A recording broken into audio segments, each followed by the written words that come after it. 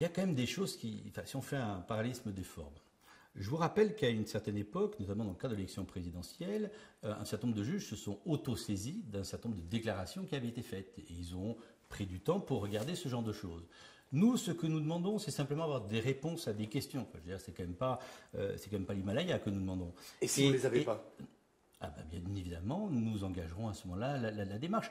Une fois de plus, et le côté quand même étonnant de la réaction qu'il y a aujourd'hui, c'est que c'est une démarche qui existe depuis de nombreux mois. Simplement, les gens s'y intéressent un petit peu plus aujourd'hui, mais nous ne laisserons pas, en tout cas, nos questions sans réponse. Et s'il faut faire appel à la justice, nous ferons appel à la justice. Pour l'instant, on a posé des questions, on attend le retour. S'il n'y a pas de retour, bien évidemment, nous irons plus loin. Aujourd'hui, vous avez eu un retour, M. Cochet. Oui. Est-ce que ce retour est susceptible, pas de suspendre, mais en tout cas de répondre à vos interrogations et donc du coup de dire on ne va pas appeler le procureur, ou finalement vous dites que ça n'a pas changé grand-chose et que vous avez réservé le droit, encore une fois, de saisir la justice?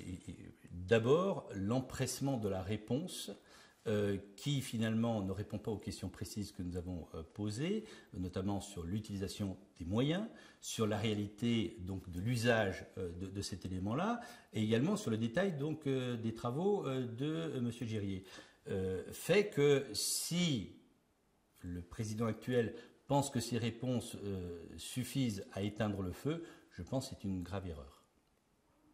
On prépare 2020 là ou pas? On ne prépare rien du tout.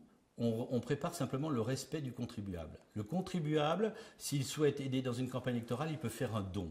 Par contre, on ne peut pas imposer donc dans le budget d'une collectivité de financer un candidat. Ça s'appelle une rupture d'égalité et surtout, je dirais en droit, c'est un vrai problème par rapport au droit électoral. Je rappelle que des élections sont annulées du fait de l'usage non permis dans le cas d'une élection, quelle qu'elle soit.